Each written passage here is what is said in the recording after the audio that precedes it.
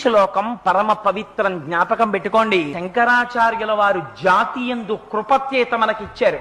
ఆడ మగ పిల్ల పెద్ద ప్రతి వారికి శ్లోకం నోటికి రావాలి, తప్పులు లేకుండా చదవాలి. ఇందులో ఒక గమ్మత్తుంది ఆ శ్లోకంలో. ఆ శ్లోకంలో అక్షరాలు మారాయా వ్యతిరిక్త అర్థాలు వస్తాయి. అందుకని తప్పులు చదవకుండా చక్కగా చదవడం నేర్చుకుని చిన్న చిన్న పిల్లల దగ్గర నుంచి అలవాటు చెయ్యండి.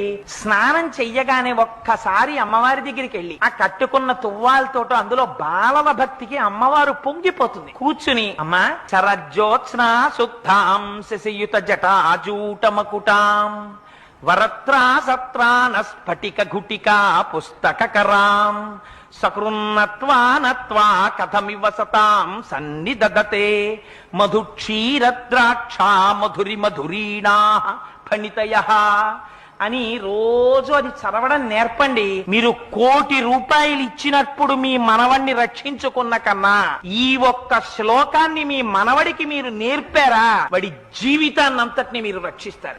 ఏదో ఒకనాడు వాడలా చెప్పగా చెప్పగా చెప్పగా చెప్పగా వాడి మనస్సు నిలబడుతుంది. ఆనాడు అమ్మ కృప వాడి యందు ప్రసరిస్తుంది. అమ్మ అనుగ్రహం కలిగిందా వాడు ఏ స్థితికైనా వెళ్ళొచ్చు. అందుకని ప్రతి వాళ్ళు మాకెందుకండి, మేము పెద్దవాళ్ళం అయిపోయాయి కదా, మాకెందుకు ఈ శ్లోకాలు అనుకోకండి. జ్ఞానము కావాలి కదా, భగవత్ సంబంధమైనటువంటి జ్ఞానము, ఆత్మజ్ఞానము లోపల